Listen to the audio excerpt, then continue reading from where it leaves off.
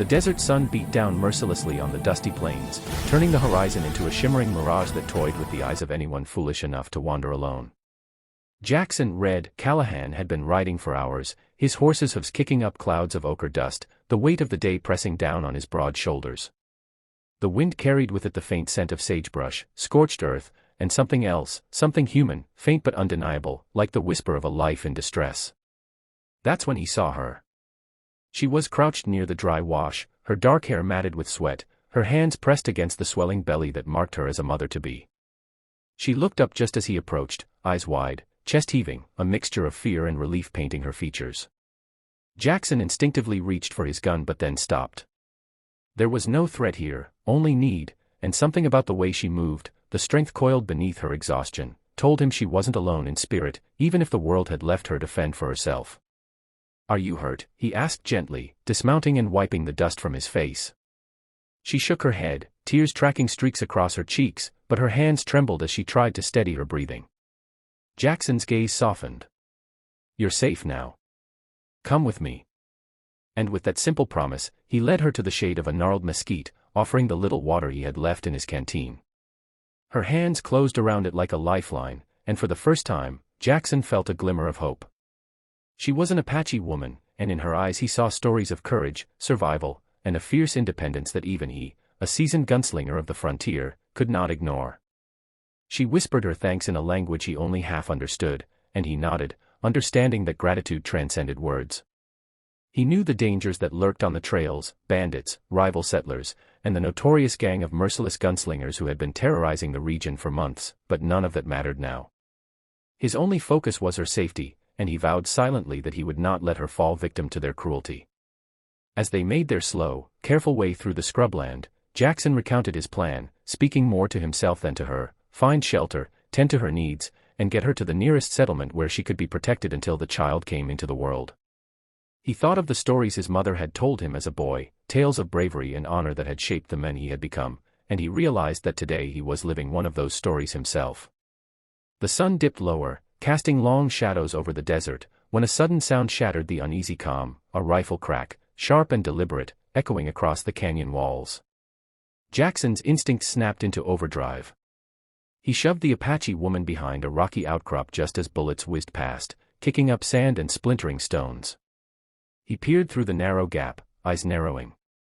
There they were, the Gunslingers, a trio of ruthless men with eyes that gleamed with malice, their intentions clear from the cruel smirk etched into each face. Jackson's hand rested on the grip of his revolver, but he didn't fire immediately. There was no honor in killing recklessly, and he knew he had to protect the woman first. "Stay down," he whispered, feeling the tension tighten in his chest. He counted their movements, noting the rhythm of their advance, the way their shadows merged with the terrain. They were playing a cruel game, hunting for sport, unaware that their next target was under his protection. His mind raced, formulating a plan that required patience, precision, and nerves of steel. Time stretched as he waited for the perfect moment. One of the gunslingers raised his rifle, aiming where the woman had been, and Jackson acted. A sharp shot rang out from his side, sending the men sprawling into the sand. The other two spun, surprise flashing across their faces, but Jackson was already moving, kicking up dust as he grabbed the Apache woman and bolted toward a hidden ravine he had spotted earlier. The world became a blur of sun, dust, and the pounding rhythm of horse hooves as he urged her forward, his heart pounding not from fear but from the responsibility he carried. She stumbled, gasping, and he caught her, steadying her as they ran. Each step was a prayer, each breath a promise that he would see her through this ordeal alive. When they finally reached the relative safety of the ravine, Jackson allowed himself a moment to breathe, pressing his hand to his chest as he listened to her shallow breaths. The adrenaline began to ebb, replaced by the weight of the reality they faced. The gunslingers would not give up easily, they thrived on cruelty, on the thrill of making others suffer. And yet, in this quiet pocket of the desert, Jackson felt something else, something powerful. He felt hope, resilience, and the quiet strength of a life he had sworn to protect. Over the next hours, Jackson tended to the woman, offering water, bandaging minor cuts, and talking to her in a calm, steady voice. He learned her name, Tay, and she learned his, though her voice was still shaky. They exchanged little smiles, small acts of humanity in a world otherwise drenched in violence. Jackson's mind, however, never strayed from the gunslingers. He knew they were out there, circling, waiting for a moment of weakness, and he couldn't let that happen. He devised traps, arranged rocks and brush to create false paths, and prepared for the inevitable confrontation. Night fell, and with it, a blanket of stars stretched across the sky, indifferent to the mortal struggles below. Jackson lit a small fire, careful to keep it low, and sat close to Tay, who shivered despite the warmth.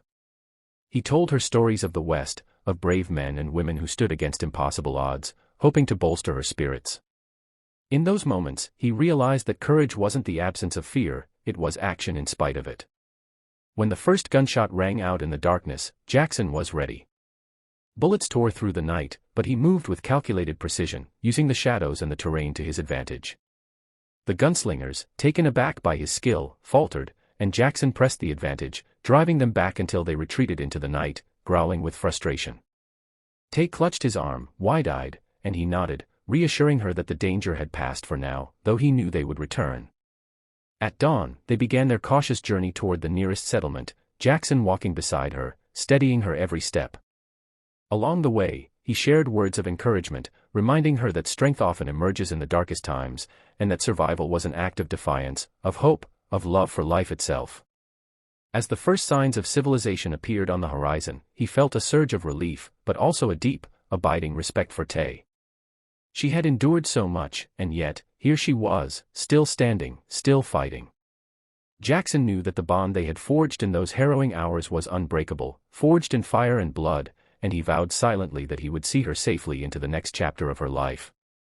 Standing at the edge of the settlement, he turned to her, letting her take the first steps toward safety, and he felt a quiet pride.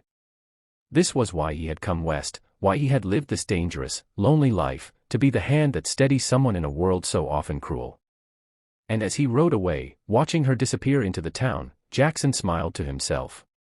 He knew that every act of courage, no matter how small, rippled outward, touching lives in ways unseen. He also knew that his story wasn't over, there would always be more to face, more people in need, more darkness to confront.